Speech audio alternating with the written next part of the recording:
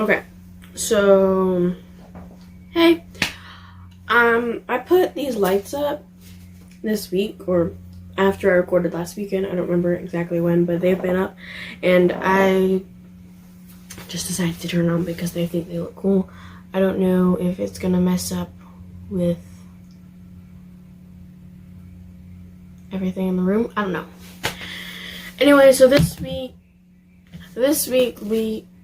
I am talking about this book, Shifter's Wolf by Patricia Briggs.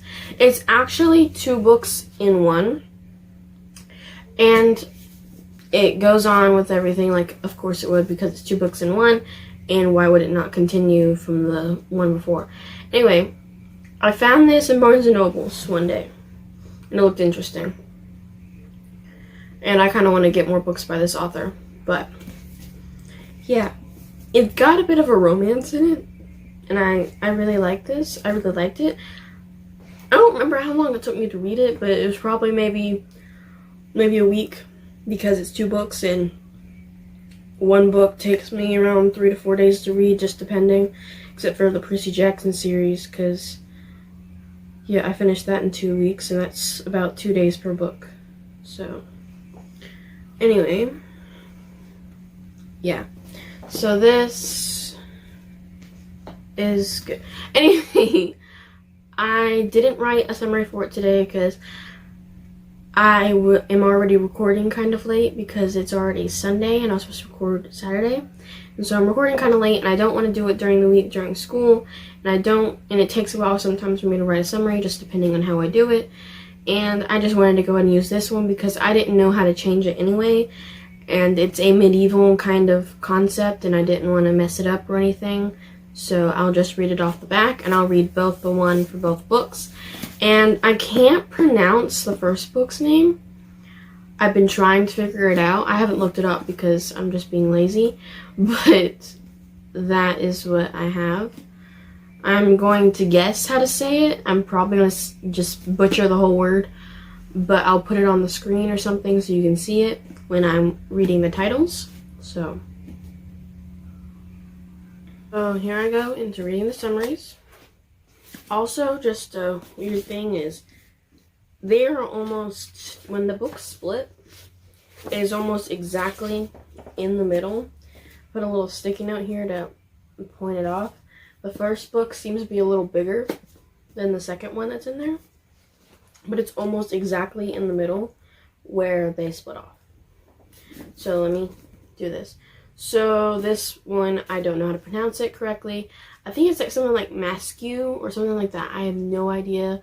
I am too lazy to look it up right now. But there. After an upbringing of power, proper behavior, and oppressive expectations, our Lauren has fled her noble birthright for a life of adventure as a mercenary spy. Her latest mission involves gathering intelligence on the increasingly charming, charismatic, and dangerous sorcerer Jeffrey, and whatever. I keep saying a Magi, which is probably not right at all. But when you're reading a book, you never know how the author intended a name to be pronounced, so you can just mess it up all you want at that point. Just, what does it look like? Can you pronounce it? No? Okay. Make up your own pronunciation, even though the letters might not be present in there. Because, up here. Okay. No. Right here is the Underland Chronicles by Suzanne Collins, and The City in the Underland. I cannot say it. I say Relgeria or something like that. It's better in my head, but when I try to say it out loud, it's just. But I'll put the word for that up here, just because. Yeah, you probably can figure out the pronunciation right away, but I cannot figure it out at all. So whatever. So yeah, that's that guy's name. But in a war against an adversary armed with power of illusion, how do you know who the true enemy is, or where he will strike next? So that is Masques something like that. Anyway, and then the second one, and then that was a stutter. The second one is called Wolfsbane, which reminds me there's a plant in Sims called that for the vampire stuff. Anyway, for the last 10 years, Arlorn has led a dangerous existence. Now she must return home, for her noble father, the Lion, of Lambshold, what a lovely name, has passed away. But when Arlorn and her companion Wolf arrive, they find that not only is he not dead, but a darkness is very much alive within him. So, yes, there is a bit of a romance in this, and they call her friend, her special friend, Wolf, because he can transform stuff into a wolf, and she's only ever seen him as that, and so that's just been his name.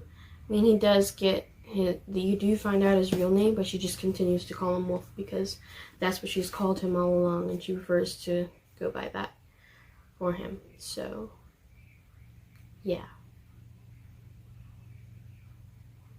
I would say this is definitely a teen's book, not just because there's a bit of romance in there, but I'm pretty sure there was some adult language in there and some adult things mentioned, but nothing went into detail, which is what I was really okay about. I really liked about that, is they didn't go into detail about anything like that.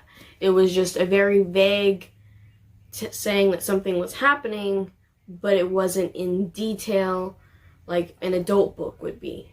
So yes, because I have a pretty good idea how adult books would look, because of TV shows and stuff now. So, yeah. Anyway, so yes, I definitely would say this is a teen-rated book. What am I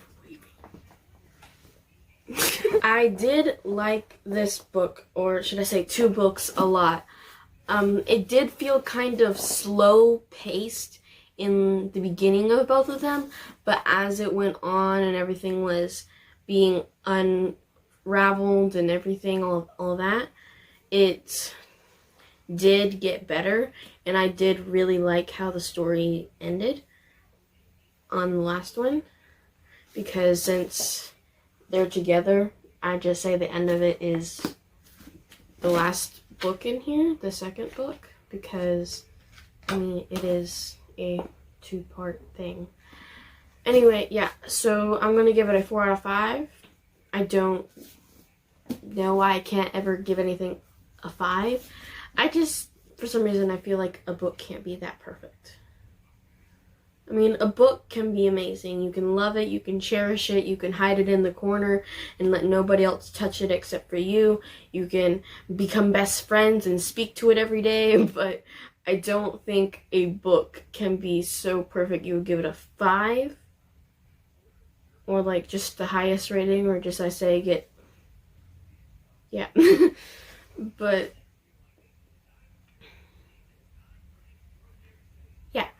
But I don't know if I'll ever give anything a 5, or my rating might change so I can have a more of a wider span of trying to describe how good it was, like maybe a 1 through 10, but right now I'm just doing 1 through 5 because that's pretty simple. But yeah,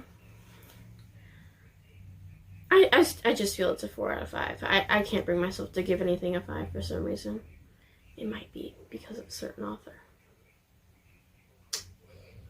She has ruined me. She has definitely ruined me. I'm coming after you, Veronica Roth. I'm coming after you. But, yeah. So I'd also like to talk about what book I'm reviewing next, or I guess the next few books and stuff. So what I'm doing next is this book called Dry by Neil and Jared Chesterman. Is that how you say it? Anyway, I think Neil Chesterman, he wrote this trilogy that I remember someone in my 7th grade class last year mentioned, and it was like Everlost or something like that with some other books in it. I don't remember exactly what it was, but I remember it seemed interesting, so I'm going to look into that. But this book in particular, I thought it was pretty interesting. I went to Barnes & Noble's a different time from this one. It was a completely different time when I got this. But I went to Barnes & Noble's and I went to the young adult or teens romance section. And I found this in there. It does not have romance in it. They lied. But it is a really interesting book. But I'll get into that more when I do next week's video. So, and then, let me check the list real quick. Yeah, so, and then we are, after Dry, I'm going to review An Affair of Poisons. It was in the romance. It does have romance.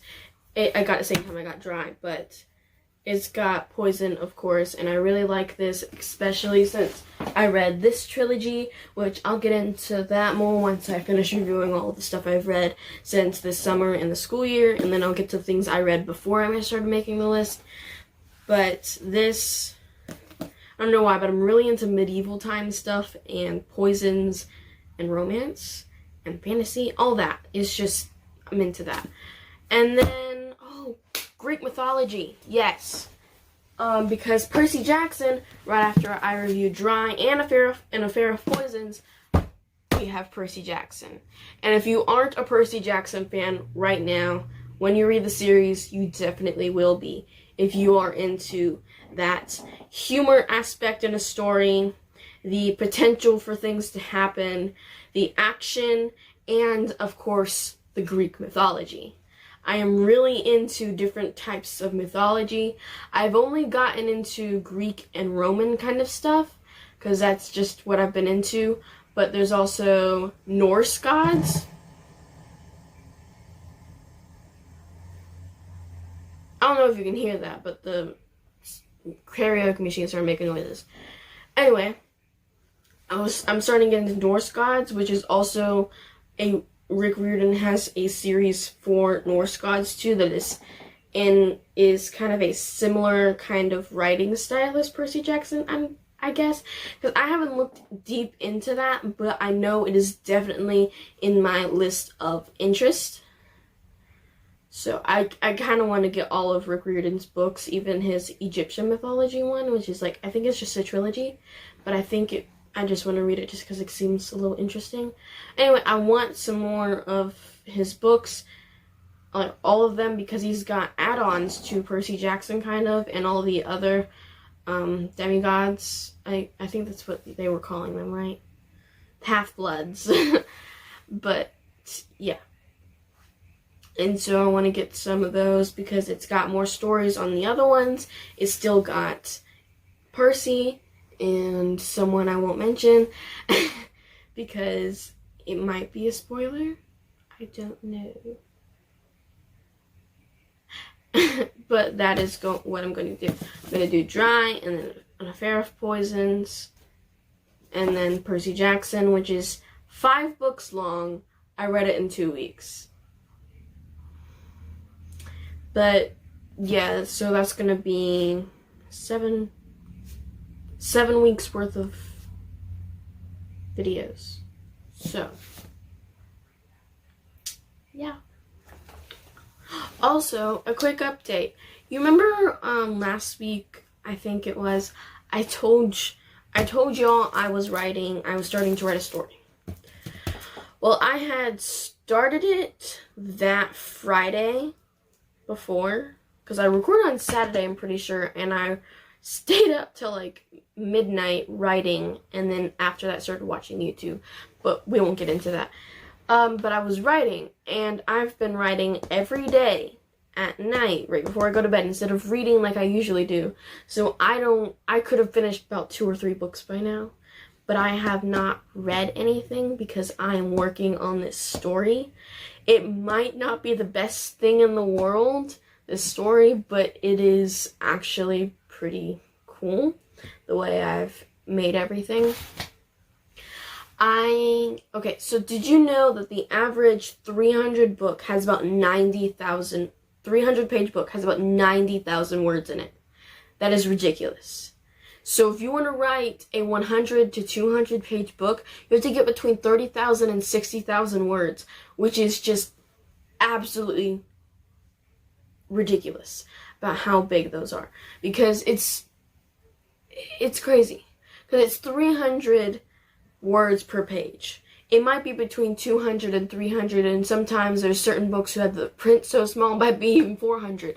But if you want to get as close as possible, I would say about 300 words per page. And how many pages are you reading? How many pages are in the book? So do 300 times how many pages is in the book, and that's how many words are in it. So if you want a 300-page book, you have to have a 90,000 word limit, or over. You can go over, it's fine. So right now, I'm writing on a Google Doc, and I have almost 10,000 words. And a week's worth of work, well, I guess a week's nights, because I write in between my online school classes, but I also write forever at night. I write about 1,000 or more words per night. And then during the day, it's like maybe a few hundred. But I am trying to get these ideas out in this story. It is supposed to be a paranormal mystery with a twist of romance, because it's a ghost story, as I was saying. But it's a very cliche, I think that's the word, story. Because, like, everyone knows this type of story. But I wanted to make it different. So you know how ghosts can pass through objects and people, and they can't really interact with things? Well, I wanted to make my ghosts different. I wanted them to be able to interact with the living world, with everything that belongs to the living. But they just do it differently. They can still feel emotions, they still feel sweat, and they can feel their heart racing even though they're dead, so they don't really have a heart. But you can't hear it, you can't feel it like another person feel it, but when you are emotional, you feel like your heart is racing, but it's not, because you're not alive. And also, I took this idea from The Sims. But you know how a ghost in The Sims, when they are a certain emotion, they turn the color of their emotion. So, like, if they're happy, they're green. If they're angry, they're red. If they're uncomfortable, they're orange. All this stuff.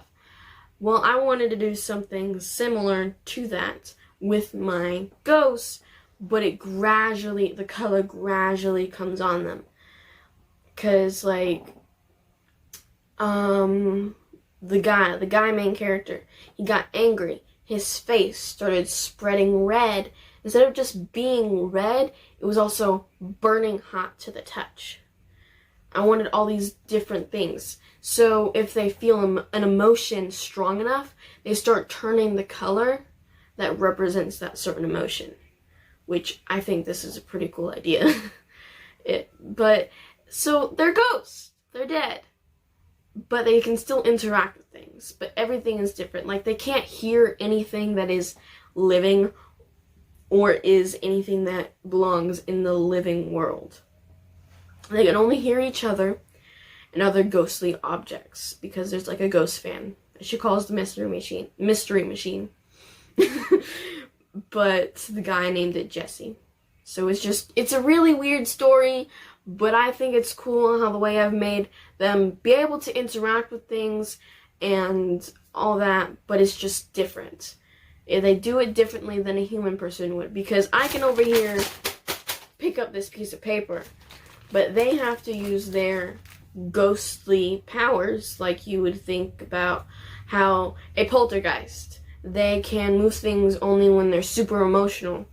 Well, they can do things if they believe it.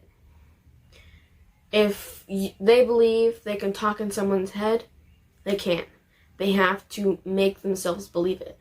It is just really strange and all that, but they also have to, when they want to get on a piece of furniture, they have to imagine what it would be like to be on that specific couch, bed, chair, whatever. Not just a couch, not just a chair or bed, but that specific one. It's just all these different details. I have to figure out how it all works. And then there's a living girl who they can actually hear because she can see ghosts and all that stuff that's just really cliche and very known, and everyone's taken the idea. But I don't think the way they interact, the way I've created it, has exactly been taken. I think this is something that makes the story my own, which just, yeah, I like this story. So, in maybe 3 weeks, no, 2 more weeks after this, if I'm still writing it, I should have about 30,000 words, which will give me about a 100-page book, which is kind of cool. It just depends on how many words I put on it, because maybe I could have like 250, 230 words per page, and that'll maybe give me almost 150 pages of a actual printed book, how they're printed. So it just depends, but I really like how it's coming along. So I guess that's all for today, and I hope that these videos are helping anyone, you, or you finding books for other people so they can read them, and just getting interested in reading, because I'm guessing a lot of people in quarantine right now have picked up different hobbies, and sometimes some of them might be reading. And so these are just different books that I've read that I enjoyed, and I hope that it's helping other people find books. You say bye? Say bye-bye. Bye-bye. He so hates me right now. Bye.